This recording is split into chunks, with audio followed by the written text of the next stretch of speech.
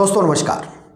लोकसभा और राज्यसभा में वक्फ bill pass होने के बाद उत्तर प्रदेश के मुख्यमंत्री योगी आदित्यनाथ एक्शन मोड में दिखाई दे रहे हैं।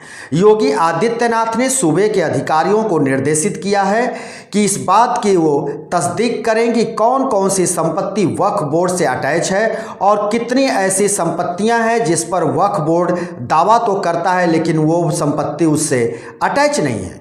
माना जा रहा है कि उत्तर प्रदेश में बड़े पैमाने पर पोखर की ज़मीन, तालाब की ज़मीन और गोचर जहां पर पशु चराए जाते हैं या खलिहान हो या फिर ग्राम समाज की ज़मीन हो, जिसको वक्फ बोर्ड दावा करता है कि ये मेरी संपत्ति है। अगर एक आंकड़ा देखा जाए उत्तर प्रदेश में तो उस आंकड़े से ये सब कुछ क्लियर होता है और वो आंकड़ा क्या कहता है इसको जान लेना जरूरी है। वो आंकड़ा बताता है कि उत्तर प्रदेश में कुल सुन्नी बोर्ड जो वक्फ बोर्ड है, सुन्नी वक्फ बोर्ड, उसके पास जो पूरी संपत्ति है वो है 2500 संपत्तियां जो दर्ज हैं सुन्नी वक्फ बोर्ड के पास। इसी तरह से सिया वक्फ बोर्ड के पास जो पूरी संपत्ति उत्तर प्रदेश में है वो 430 दर्ज है। लेकिन मौजूदा समय में अगर ये देखा जाए तो सुन्नी वक्फ बोर्ड कुल उत्तर प्रदेश में 1,24,355 संपत्तियों पर अपना दावा ठोकता है। वहीं सिया वक्फ बोर्ड जिसके पास उत्तर प्रदेश में सिर्फ 430 संपत्तियां दर्ज हैं लेकिन उसका दावा 7,785 संपत्तियों पर है। तो अगर इस तरह से देखा जाए तो बड़े पैमाने पर सिया वक्फ बोर्ड और सुन्नी वक्फ बोर्ड के पास संपत्तियां दावे के रूप में बताई जा रही हैं, जबकि हकीकत कुछ अलग ही बयां कर रहा है। हकीकत में सुन्नी बोर्ड के पास सिर्फ 2533, सिया के पास सिर्फ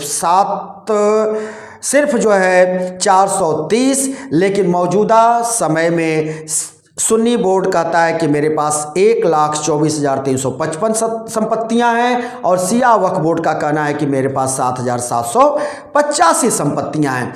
अब इसी को लेकर के योगी सरकार एक्शन मोड में है और योगी सरकार ने साफ कर दिया है कि जो संपत्ति किसी के द्वारा वक्फ बोर्ड में दान की गई है और वो संपत्ति उसकी रही है, उसी संपत्ति को वक्फ बोर्ड का माना जाएगा और वक्फ बोर्ड उन संपत्तियों पर जिस पर वो दावा सिर्फ कर रहा है और अटैच नहीं है, ऐसी संपत्तियों को राज्य सरकार वापस लेगी और इसे सरकारी संपत्ति घोषित किया जाएगा। अगर इस लिहाज से देखा जाए तो उत्तर प्रदेश में 1,30,000 लगभग संपत्तियां ऐसी होंगी जो वक्फ बोर्ड सिर्फ दावा कर रहा है लेकिन उससे वो अटैच नहीं है। और अब सरकार इसी को लेकर के एक्शन मोड में है। सरकार की प्लानिंग पूरी तरह से तैयार है और इस पर कार्य शुरू हो गया है। अधिकारी भी काम करना पहले ही दिन से शुरू कर दिए हैं और आने वाले समय में सरकार की ये निगाहें इसी पर हैं कि जितने भी संपत्ति, चाहे वो पोखर की हो, तालाब की हो, ग्राम समाज की हो, गोचर की हो या फिर खलिहान की हो, जिस पर वक्फ दावा तो ठोकता है लेकिन वो अटैच नहीं है, ऐसी संपत्तियों को फिर से वापस लिया जाए, अधिग्रहित की जाए और इन संपत्तियों को सरकारी संपत्ति घोषित किया जाए। तो इसको अगर देखा जाए तो निश्चित तौर पर उत्तर प्रदेश की योगी सरकार एक्शन मोड में पहले ही दिन से दिखाई देने लगी है। साथ ही योगी आदित्यनाथ प्रयागराज में आयोजित निषाद राज गुहा कि जन्म जयंती समारोह में भाग लेने गए थे और वहां पर उन्होंने इस बात का ऐलान किया कि अब वक्फ बोर्ड की वही संपत्ति होगी जो किसी के द्वारा दान की गई होगी। वो संपत्तियां वक्फ बोर्ड की नहीं होंगी जिस पर सिर्फ वक्फ बोर्ड दावा तो करता है लेकिन किसी ने दान नहीं किया है। और वो संपत्तियां कौन सी हैं? वही संपत्तियां पोखर की, गोचर की, ग्राम समाज की और खलिहान की, तो ऐसी संपत्तियों को सरकार वक्फ बोर्ड से मुक्त कराएगी। इसी के साथ योगी आदित्यनाथ ने यह भी कहा कि जब महाकुंभ का आयोजन हो रहा था तब भी इसी तरह के सवाल वक्फ बोर्ड की तरफ से खड़ा किया गया और कहा गया कि जहां पर ये महाकुंभ का आयोजन हो रहा है वो संपत्ति वक्फ बोर्ड की संपत्ति है। तो उनका कहना था कि वक्फ बोर्ड किसी भी संपत्ति को मन मार्जिन ये कह देता रहा है कि ये मेरी संपत्ति है या वक्फ बोर्ड की संपत्ति है, तो अब ऐसा नहीं चलेगा। साथ ही योगी आदित्यनाथ ने केंद्र सरकार को धन्यवाद देते हुए कहा कि इस बिल को पास कराने में केंद्र सरकार का बहुत बड़ा हाथ रहा है। केंद्र सरकार के इच्छा शक्ति के चलते ये बिल पास हुआ है, इसलिए केंद्र सरकार को मैं धन्यवाद देता हूं।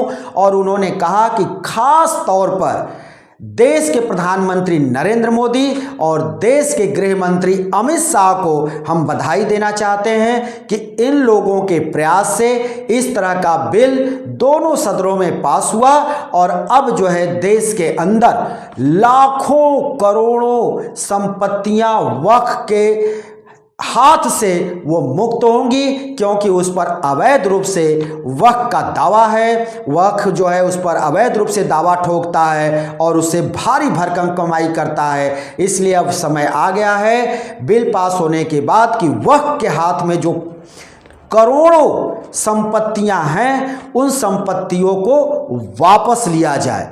और इसका जिक्र केंद्र में जो भारतीय जनता पार्टी की सरकार है उसके संसदीय कार्य मंत्री किरण रिजिजू ने लोकसभा और राज्यसभा में दोनों जगहों पर इस बात का उल्लेख किया कि देश के अंदर रेलवे और मिलिट्री के बाद सर्वाधिक अगर जमीन किसी के पास या संपत्ति है तो वह वक्फ बोर्ड की है। और उन्होंने इस बात का भी जिक्र किया कि दुनिया भर में वक्फ बोर्ड की संपत्ति सर्वाधिक भारत में है। भारत में जितनी संपत्ति वक्फ बोर्ड के पास है उतनी दुनिया में किसी भी देश में वक्फ बोर्ड के पास इतनी संपत्ति नहीं है जितनी संपत्ति भारत में है। अब ये वक्फ बोर्ड का जो ये बिल अमेंडमेंट का पास हुआ है उसको लेकर के तो ये दिखाई दिया कि दोनों सदनों में खूब इस पर चर्चाएं हुई, पक्ष में भी चर्चा हुई, विपक्ष में भी पर चर्चा हुई। सत्ता पक्ष इसकी जो है खूबियां गिनाता रहा, वहीं विपक्ष की पार्टियां इसकी खामियां गिनाती रहीं। और अब तो कई राजनीतिक पार्टियों ने इस बात का ऐलान कर दिया है कि हम इस मामले को लेकर के वक्फ बिल जो पास हुआ इसको लेकर के हम सुप्रीम कोर्ट का दरवाज़ा खटखटाएंगे। यानी सुप्रीम कोर्ट जाने की बात कई पार्टियां कर रही हैं, जिसमें कांग्रेस भी है, सपा भी है और अन्य टीएमसी भी है। कई पार्टियां ऐसी हैं जो सुप्रीम कोर्ट जाने की तैयारी में हैं और उनका कहना है कि इस अमेंडमेंट में कई तरह की खामियां हैं, कई तरह के संवैधानिक नियमों का उल्लंघन किया गया है, खुला उल्लंघन है और इसको चुनौती दी जाएगी सुप्रीम कोर्ट में। तो विपक्ष की पार्टियों की ये तैयारी है कि सुप्रीम कोर्ट में ले जाकर के इस वक्फ बिल अमेंडमेंट जो सदन से दोनों सदनों से पास हुआ है इसको वहां पर ले जाकर के रोका जाए, अटकाया जाए। खैर अभी एक कदम और दूर है ये वक्फ बिल अमेंडमेंट जो पास हुआ है, एक कदम और दूर है लागू होने से। और वो क्या है, लोकसभा में गहमागहमी के बाद पास हो गया आधी रात में, उसी तरह से राज्यसभा में भी ये गहमागहमी के साथ मध्य रात्रि में पास हुआ। लेकिन अब जो तीसरा इसका स्टेज है वो राष्ट्रपति दरबार है। यह बिल राष्ट्रपति के पास जाएगा अनुमोदन के लिए। राष्ट्रपति के दस्तखत होने के बाद, अनुमोदन वहां से मिलने के बाद ये बिल पूरी तरह से कानूनी रूप ले लेगा और इसी को कानून समझा जाएगा और इसी के तहत पूरे देश भर में वक्फ की संपत्तियां, कौन सी वक्फ की संपत्ति है, कौन सी वक्फ की संपत्ति नहीं है, अब इस पर जो है कार्रवाई शुरू हो जाएगी। पूरे देश में इस पर कार्रवाई होगी और लोगों को इसको मानना पड़ेगा, क्योंकि ये भारत के संविधान में ये दर्ज हो जाएगा। तो जब भारत के संविधान में दर्ज हो जाएगा तो फिर सभी को अपने संविधान को मानना ही पड़ेगा। कोई ऐसा नहीं कर सकता कि वो न माने, मानने के लिए वो बाध्य होगा। लेकिन विपक्ष की पार्टियां जिस तरह से सुप्रीम कोर्ट का दरवाज़ा खटखटाने की बात कर रही हैं, तो उस पर भी ध्यान रहेगा कि क्या सुप्रीम कोर्ट इस अमेंडमेंट जो बिल पास हुआ है उसको रोकता है, उस पर वो क्या कहता है, उसकी क्या राय होती है, इसका भी रहेगा इंतजार। और हम फिर किसी दूसरे वीडियो के साथ हाजिर होंगे। तब तक के लिए शिवमूर्ति दुबे को दीजिए इजाज़त।